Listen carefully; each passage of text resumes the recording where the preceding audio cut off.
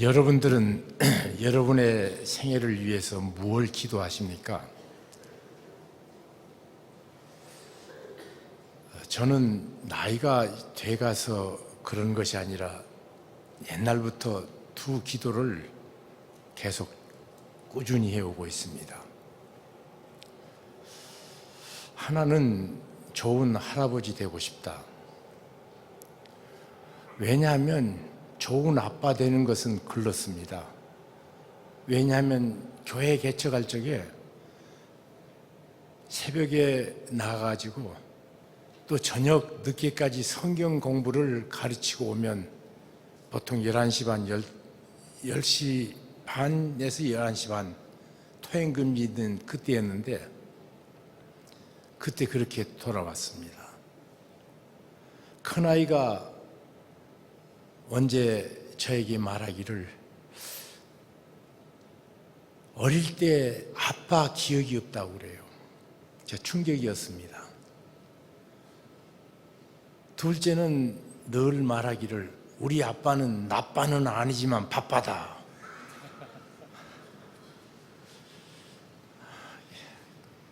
또 누가 크게 제가 욕을 많이 안 먹었기 때문에 나쁜 것 같지 않은데 너무 힘들고 어려우니까 우리 아빠는 나빠가 아니고 바빠다. 그리고 그렇게 해야 주님께 충성한다고 생각하고 살아왔었습니다. 그러니까 좋은 아빠 되는 것은 이미 틀렸습니다. 그래서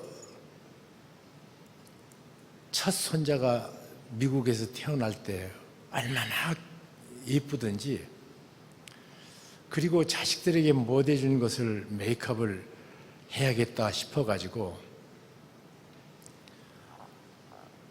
65세에 은퇴해서 아이 옆에 10년 동안 자라는 모습 해주면 되겠거니 그랬습니다. 그리고는 언제 시간을 내가지고 한 2달 동안 내 손주들하고 같이 있어 보니까 내 손주에게 필요한 것은 해레비가 아니라 지 아빠 엄마더라고요. 이미 그것도 틀렸습니다. 잘하는 것이. 그렇지만 그놈들에 대해서는 특별하게 내가 노력하든 노력하지 않든 마음이 쓰여집니다. 어제 밤에도 내가 해야 될 일이 많고 설교 묵상을 많이 해야 되는데 손주 2놈이 쫓아왔기 때문에 내가 세웠던 시간표를 전부 망가뜨린 채 오늘 아침까지 헤매다가 그냥 왔습니다. 이건 본능이라 어떻게 할 수가 없어요. 그놈들 보면 예쁘고 사랑스럽고 뭐나 하나 더 주고 싶고 그럼에도 불구하고 하여튼 좋은 할아버지 되려고 노력은 해보자. 될지 안 될지는 모르지만 그래서 그것을 위해서 날마다 기도합니다. 두 번째로는 내 임종이 하나님 앞에서 생애의 가장 아름다운 시간 되게 해달라고 기도합니다. 이 두 가지 기도는 하루에 2번 이상 그렇게 기도합니다. 오래 시간이 됐습니다. 그러면서 오늘 이 시간에 하나님의 사람, 하나님이 축복했던 사람 야곱의 생애를 우리가 추적해 보면서 그의 생애 어떻게 해서 좋은 할아버지가 결론으로 되지고 그리고 그의 임종이 얼마나 아름답고 빛났는가를 이 말씀 속에서 볼 수 있게 돼서 얼마나 감사한지 모르겠습니다. 야곱은 사람은 본성은 참 잘 안 바뀝니다. 그런데 처음부터 이 야곱은 싸우면 지기를 싫어하는 사람이었습니다. 그가 잉태했을 때입니다. 뱃속에서 자기 형 에서와 함께 있었습니다. 자기 형 에서가 먼저 나가니까 발 뒤꿈치를 잡고 끌려고 했는데 어린 손이 어떻게 붙잡았겠어요? 그런데 나온 아이를 보니까 자기 형 발뒤꿈치를 기어코 끌어내리고 그리고 태어났다고 성경은 기록합니다. 그리고 그 다음에 봐도 어떻게든지 형을 이기겠다고, 그래서 자기 형이 사냥 갔다가 돌아오면서 몹시 출출할 적에 식탐 좋은 형의 약점을 잘 아는 그는 맛있게 팥죽을 싸가지고 형이 달라고 할 적에 장자권 내게 팔으라고, 이 주간 그릇에 팔으라고. 이 장자니 차자니 또 이 가문이 어떤 가문이고 하나님의 축복이 어떻게 통로로 흘러간다는 것에 관심이 없었던 에서는 그러자 빨리 주라, 그리고는 팥죽을 먹어버렸습니다. 그것으로 끝나지 않습니다. 진정한 축복은 아버지께서 해줘야 된다. 그래서 자기 어머니와 공모해서 눈이 먼 아버지 앞에 양 털옷을 손에 붙이고, 아버지가 목소리가 달라서 어떻게 네가 에서라는데 어떻게 야곱 같으다 목소리가, 그러니까 만져보라고 그래가지고는 양털을 그 아버지 손에 감촉하게 한 다음 축복 기도를 받습니다. 그는 투쟁적이었고 양보할 줄 모르고 어떤 것이든지 빼앗아서 갖고 누리고 누렸던 그런 인생을 살았습니다. 그러면서 그는 많은 얘기를 듣고 삽니다. 아버지, 할아버지 살아왔던 생애가 어떤 생애였는지, 175세까지 살았던 아브라함, 15살까지 사실은 야곱이 그 품 안에서 자라면서, 제가 돌이켜본데 있는 시간, 있는 관심 다 쏟아서 손주가 오면 안아주고 쓸어주고 얘기해주고, 말도 안 되는 소리. 내가 세상에 애교 부려본 적이 없는데 우리 애가 나를 향해서 애교 부리는 것이 아니라 내가 애교를 부리더라고요. 이게 헤레비예요. 그러니 할아버지가 가장 좋은 것을 전수하기 위해서 얼마나 갈대아 우르를 떠났을 적에 자기 형편이 어땠는지, 그리고 올 때 조카 롯과 어떻게 같이 나왔는지, 소떼 양떼가 많아질 때 어떤 원리로 소떼와 양떼의 많은 것을 해결했는지, 그 삶의 지혜니까 사람이 소유 분쟁이 있으면 그 머리가 아프거든요. 그러면서 하나하나 자기가 살았던 삶을 엮어서 얘기해 줬을 것입니다. 자기 조카 롯이 연합군 사왕을 붙잡혀간 걸 318명의 적은 사환을 데리고 가서 대성을 거두고 모든 것을 빼앗아 왔는지 얼마나 멋진 무용담이에요. 이런 무용담 아마 수십 번 들었을 것 같아요. 나이가 들면 저도 하는 소리 또 하고 하는 소리 또 하고, 그런데 175세까지 산 노인께서 얼마나 같은 얘기를 많이 했겠어요. 그 밤에 몹시 외롭고 힘들고 고통스러웠습니다. 첫째로는 승리하고 돌아왔지만 언격결에 가서 하나님 의지해서 승리했는데 이제 기껏 318명 아브라함의 사환들에게 당했다 그러면 사연합군 왕이 다시 기치를 정비해가지고 쳐들어오면 꼼짝없이 죽을 수도 있고, 그 밤에 잠을 못 자고 있었습니다. 소돔과 고모라의 모든 기물을 다시 돌려줄 적에 소돔 고모라 왕이 사람은 우리에게 보내주고 이 다시 뺏어온 물건은 원래 탈취당해서 우리에게는 없는 거다. 사람만 구해줘도 감지덕지다.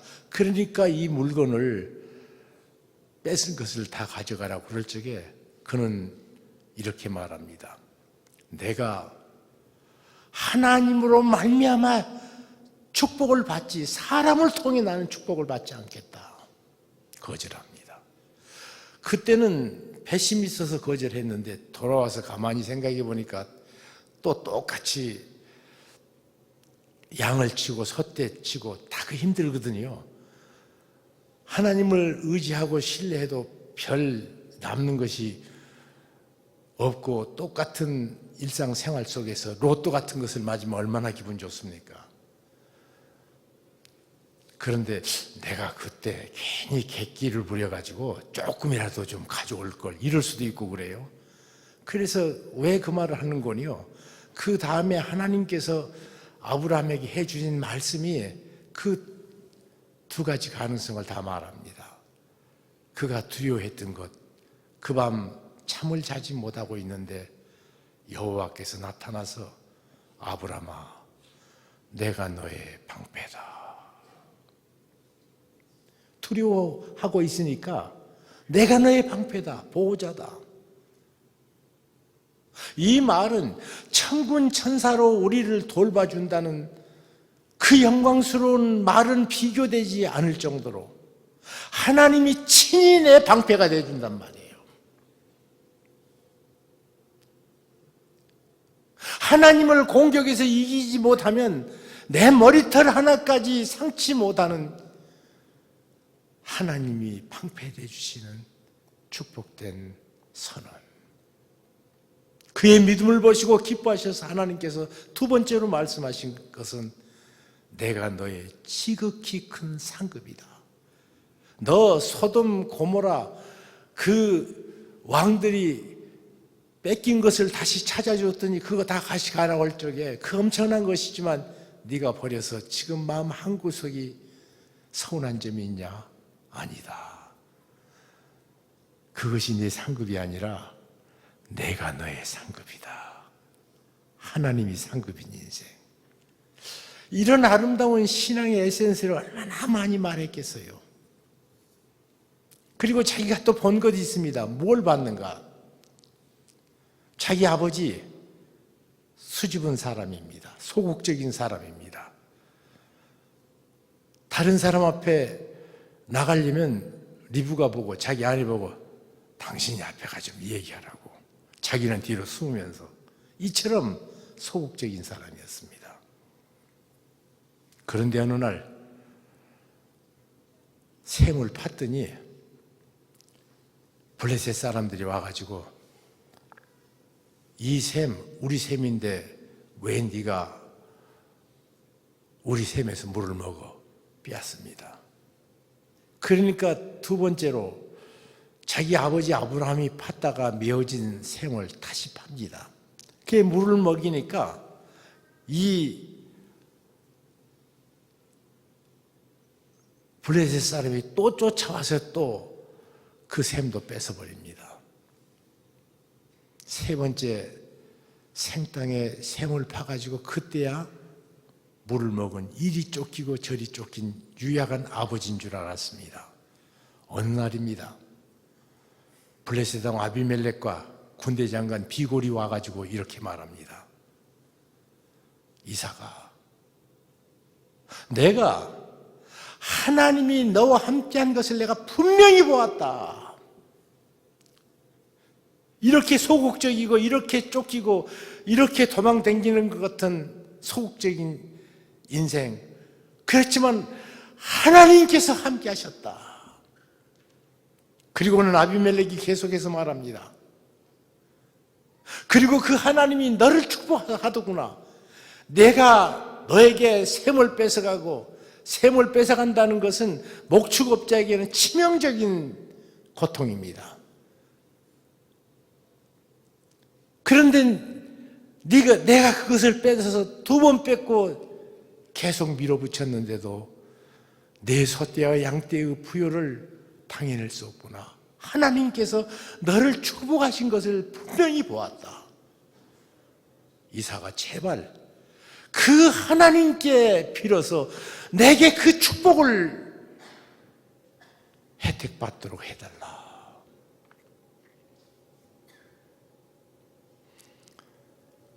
사람의 기질이나 사람이 가진 천성적인 성품을 뛰어넘으신 하나님의 은혜, 그것을 넘어선 풍성하신 하나님의 축복,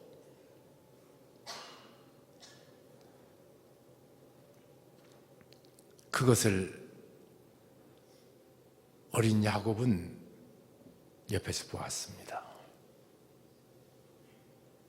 그게 재밌는 건요, 아브라함 그러면 그림을 그릴 적에 이거 그리면 됩니다. 제단 옆에 서 있는 노인 아브라함입니다. 그 절정은 모리아산 제단을 쌓은 이삭을 그 앞에 바친 것. 화가들이 아브라함 그릴 때는 제단, 아브라함은 어디로 가든지 단을 쌓았더라 그랬어요. 이삭은 제일 오래 180년이나 살았는데도 불구하고 성경에 기록된 것은 셈 세기판 것밖에 없습니다. 그래서 이 이삭 경우에는 그림을 그리자면 옆에 셈을 판 옆에 서 있는 노인, 그러면 이삭입니다. 셈 파서 쫓겨다니는 이삭이었지만 하나님께서 축복하시면 얼마나 위대하고 큰 생애를 사는가를 그는 현장에서 보았습니다. 그럼에도 불구하고 그는 하나님에 대해서 막연한 생각밖에 못해서 하나님께서 축복할 자 축복하신다고 약속했는데 그 하나님의 축복한다는 약속보다 자기가 그 하나님께서 약속하신 축복을 빼앗기 위해서 어머니와 공모해서 아버지의 축복을 기어코 받아냅니다. 사람이 스스로 투쟁하고 노력해서 무슨 일을 완성하면 반드시 적이 생깁니다. 그 형 에서가 축복을 뺏긴 줄 알고 그가 몹시 화가 나서 죽이려고 드니까 자기 동생을 죽이려는 계책을 그 어머니 리브가가 알고 아들을 밧단 아람 하란으로 보냅니다. 그는 집을 처음 쫓겨나서 지팡이 하나 들고 광야길로 나가던 어느 날 룻이라는 곳에서 너무 피곤해서 맹수의 위험과 독충들이 우글거린데 그때는 어떻게 견딜 수 없어서 깊은 잠을 자고 있었던 때였습니다. 갑자기 꿈이 그 앞에 펼쳐지는데 하늘에서 땅까지 내려오고 있는 사닥다리를 봅니다. 사닥다리는 밑에서 위로 올라가는 게 사닥다리 아니에요? 근데 하나님의 역사는 하나님으로부터 시작해서 사닥다리로 이렇게 펼쳐주십니다. 내려와요. 놀라운 일입니다. 제가 미얀마에서 손님들을 맞이하면 마지막으로 올라가는 데가 롯데 그 타워 높은 꼭대기 올라가면요 휘둥그레가지고 다들 좋아하더라고요. 그 밑에서 그 몇 메타인지 내가 한 500m나 되는지 400m 되는지 제가 잘 모르겠습니다만은 그 높이를 보면서 와 그러는데 저 하늘에서부터 내려오는 사닥다리 얼마나 장관이었겠어요. 우리가 하나님의 은혜를 베푸실 적에 적은 은혜를 받은 사람일수록 요란합니다. 떠들어대요. 하여튼 산에 가서 기도하다가 방언만 받으면 세상에 믿으면 저 혼자 있는 것처럼 이 사람 저 사람에게 시비를 거는 사람도 봤고요. 얕은 은혜를 경험할 적이 그래요. 그러나 하나님께서는 그 얕은 은혜 아니라 깊은 은혜를 주신 하나님이십니다. 그가 그 영광스러운 장면을 보면서도 그러면 야 좋다고 춤추는 것이 아니라 또 본즉 그럽니다. 또 응시한즉이에요. 그냥 눈앞에 보여지는 것이 아니라 이 사닥다리가 내려오는데 사닥다리 거기에 무슨 일이 일어나는가를 응시해서 바라봤습니다. 그랬더니 하나님의 천사가 오르락내리락 합니다.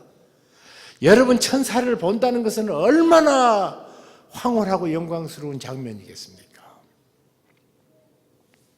그런데 그는 천사가 왕래하는 것, 그것을 넘어서서 계속 응시하니까 하늘문이 열린 그곳에서 하나님이 서서 계셨습니다. 그는 생애 처음으로 부모들의 삶의 본을 통해서 본을 통해 보았던 하나님, 할아버지의 신앙, 믿음의 선조인 그분의 아름다운 전설 같은 얘기를 통해서 들었던 그 얘기로 이제는 끝나지 않고 그 위에 계시는 하나님을 봤단 말이에요. 우리가 신앙생활 할 적에 놓치지 말아야 할 것이 있다면 성경을 보고 성경만 연구하면 안 됩니다. 성경에 발원지이신 하나님을 봐야 됩니다. 하나님께서 은혜를 베푸신 은혜만 보고 끝나면 안 됩니다. 하나님께서 축복해 주셨으면 주신 축복만 보고 끝나면 안 됩니다. 또 본즉 하나님을 만날 때까지 중단하면 안 됩니다. 하나님께서 거기서 계셔서 말씀하십니다. 나는 자기를 소개합니다. 너희 조부 아브라함의 하나님, 내 아비 이삭의 하나님이다. 너 많이 들었지? 그리고 어떻게 그분들과 함께 했던 것 많이 봤지? 내가 그 하나님이다. 그리고 약속하십니다. 네가 돌아올 때까지 내가 반드시 너를 축복해서 내가 축복하기로 약속한 가나안 땅으로 너를 다시 보낸다. 내 누운 자리는 거룩한 자리다 말씀하십니다. 여러분, 하나님은 어떤 분입니까? 우리 하나님은 역사 속에 실제로 우리에게 임하신 하나님이십니다. 학자들이 앉아서 묵상하다가 깨닫는 하나님이 아니라 우리 삶 속에 찾아온, 그래서 우리 아버지를 통해서 우리 할아버지를 통해서 역사하신 살아계신 하나님,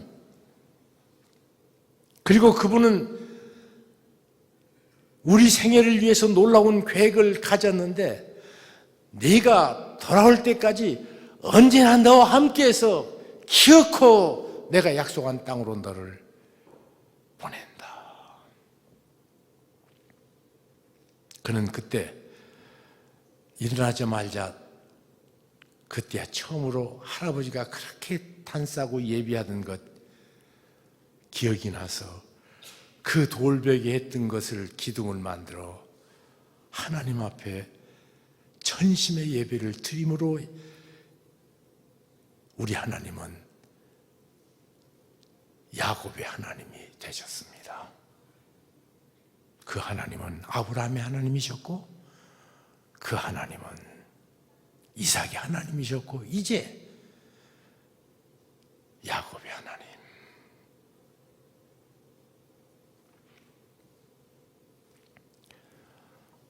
사랑하는 성도 여러분,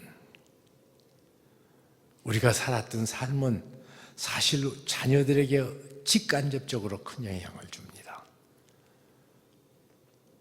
많은 사람들이 과거에 부흥회 할 적에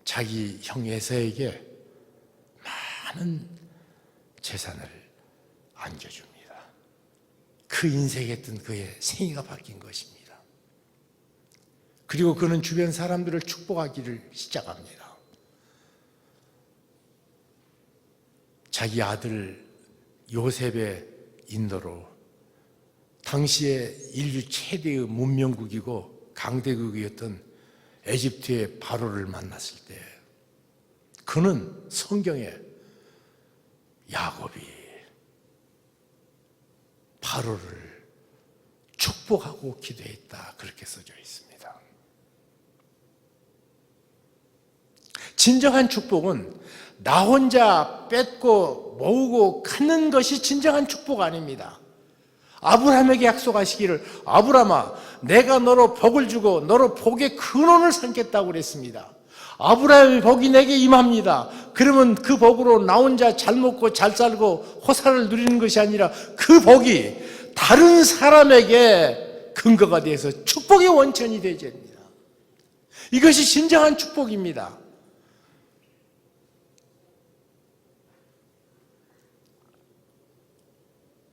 재산 많이 쌓는 사람들의 자식들이 실패하는 가장 큰 이유는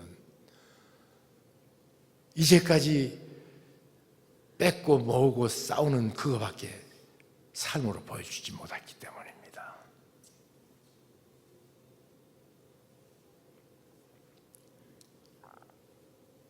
이제는 환도뼈가 부러진 다음에 자기를 의지하지 않고 하나님을 신뢰하면서 다른 사람을 축복하는 사람으로, 그래서 애굽에 가자마자 그는 바로를 축복합니다. 그리고 그의 생의 마지막은 사랑하는 아들들을 위해서 하나하나 축복하는 것으로 창세기가 결론을 내립니다. 여러분, 우리가 이 세상 떠나면서 앞으로 살아야 될 생애가 구말리 같은 자식들을 위해서 뭘 물려주시겠습니까? 돈은 죄짓기 참 능력을 가진 에너지원이 돈입니다. 돈 많으면 사람들이 쓸데없는 것에 신경을 써요. 쓰기는 써야겠는데 그러다 보면 죄 짓는 것처럼 모두 하지 말라고 하는 것이니까 죄 짓는 것처럼 손쉬운 것이 없거든요. 또 통쾌한 것이 없고. 그래서 과거에 한국의 재벌들 3대가 되지 못한 채 무너지는 모습을 우리들은 참 많이 봤습니다. 그것도 아주 비참하게 과거에 있었던 것만큼이나 비참해지는 그런 가족들이 참 많습니다.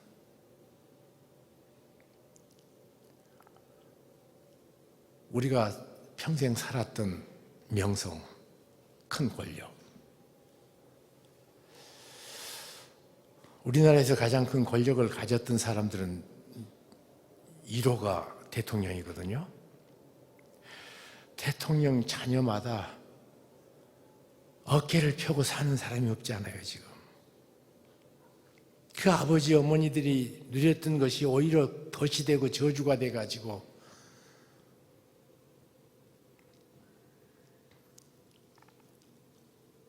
여러분, 진정한 축복은 우리가 쌓아놓은 곳에 있지 않고 살아계신 하나님입니다. 전능하신 하나님이십니다. 역사의 주인이신 하나님, 그분을 증거하는 일보다 다 복되고 영광스러운 일이 없습니다. 그는 마지막에 많은 사람을 축복하고 임종됩니다. 누워있다가 지팽이를 의지해서 일어나 하나님께 기도합니다. 그 지팽이는 집을 도망 나갈 적에 짚었던 지팽이, 라반의 가정에서 종처럼 일할 적에 양을 쳤던 지팽이. 그러나 그것은 과거에는 내 힘이 있어서 마음대로 내가 휘둘렀던 지팽이인데 환도뼈 부러진 다음에는 철lun거리는 발의 연약을 대신하는 지팽이가 돼가지고 평생 지팡이를 지고 갔던 거.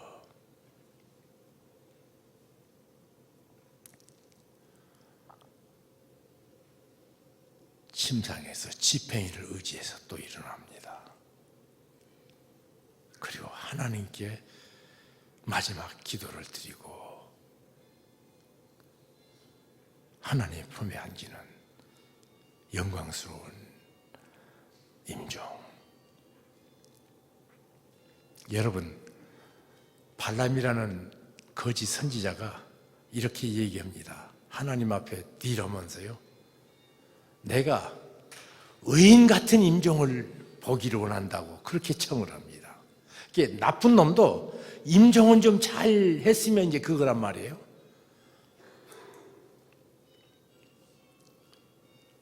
그런데 그 임종이 내가 지금 어떻게 살았는가, 평생 뭘 가장 많이 의지해서 살았는가가 결국 임종 때 드러납니다. 저희 외할머니는 1937년에 신사참배 반대로 대전 감옥에 계시다가 몸이 약해서 나와서 금고형 받아서 집에서 밖에 못 나가고 있을 적에 어린 제가 4살까지 우리 할머니 같이 있었습니다.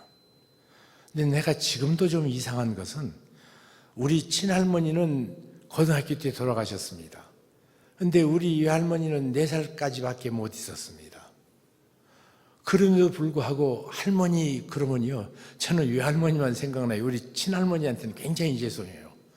제가 혼가 문중에 또 장손이 돼가지고 우리 할머니는 자나깨나 나만 이뻐하셨는데 그 할머니는 생각 안 나고 마지막 순간에 금고형 당해서 어디든 못 나가신 채 저와 같이 아버지 어머니를 잃으셔야 되니까 그 외할머니만 지금도 생각나서 천국 가면 우리 친할머니한테 죄송하다고 말해야 될 것 같아요.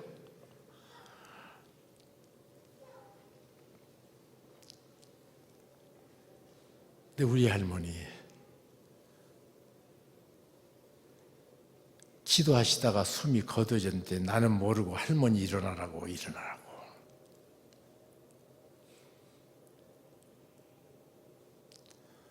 1945년 부활절 새벽이었습니다.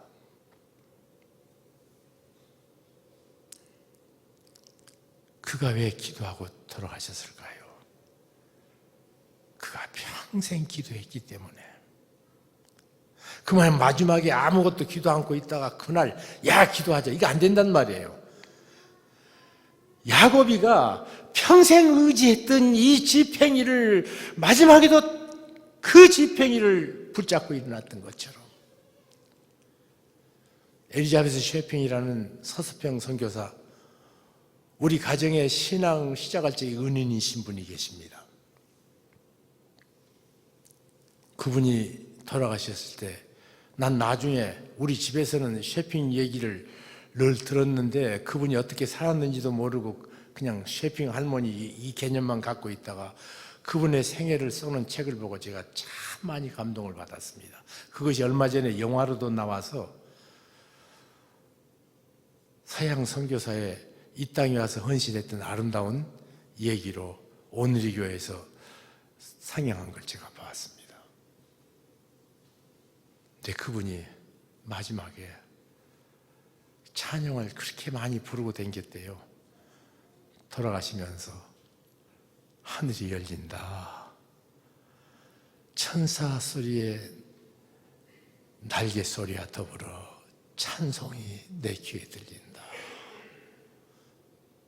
그러면서 찬송하다 가셨답니다. 평생 찬송했기 때문에 마지막 임종이 찬송이란 말이에요.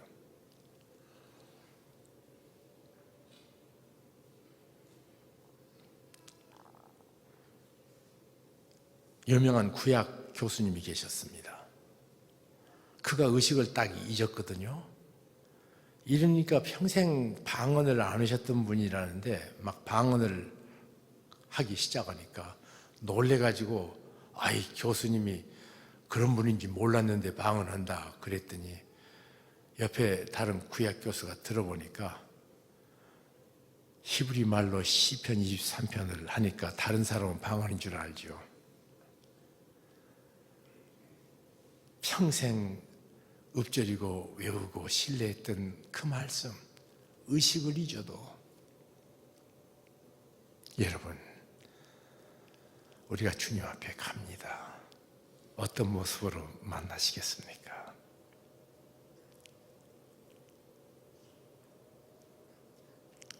영광일세, 영광일세. 내게 주신 영광일세. 은혜로 주님을 배움나니 어떤 영광을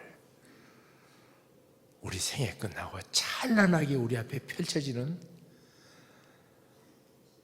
새 아침을, 영혼의 아침을 맞이하면서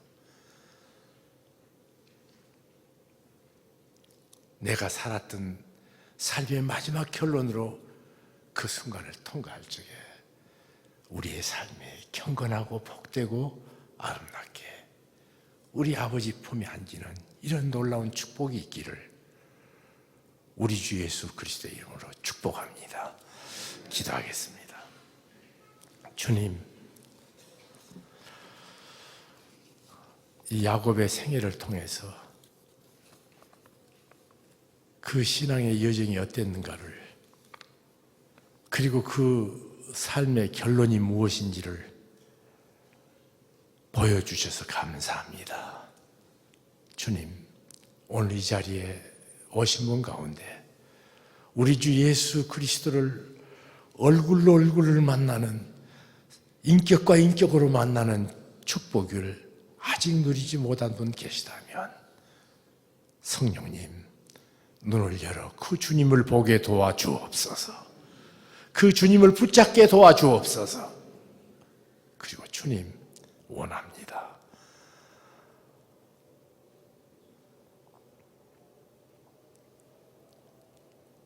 주께서 형통케 하시고 축복해 주신 그 은혜를 나 혼자 누리지 말게 하시고 축복의 원천이 되어서 내 주변 사람들에게, 내가 사는 마을에, 내가 살아온 이 대한민국 위에 축복의 원천이 되게 도와주시옵소서. 주님, 그리고 우리가 살았던 하나님의 축복을, 사한 믿음을 우리 자녀들에게 잘 준수해서 우리 하나님은 아브라함의 하나님, 이삭의 하나님, 야곱의 하나님 되셔서 영광을 친히 받아 주시옵소서. 주께서 그렇게 해주실 줄로 믿고 감사하오며 예수 그리스도 이름으로 기도하옵나이다. 아멘.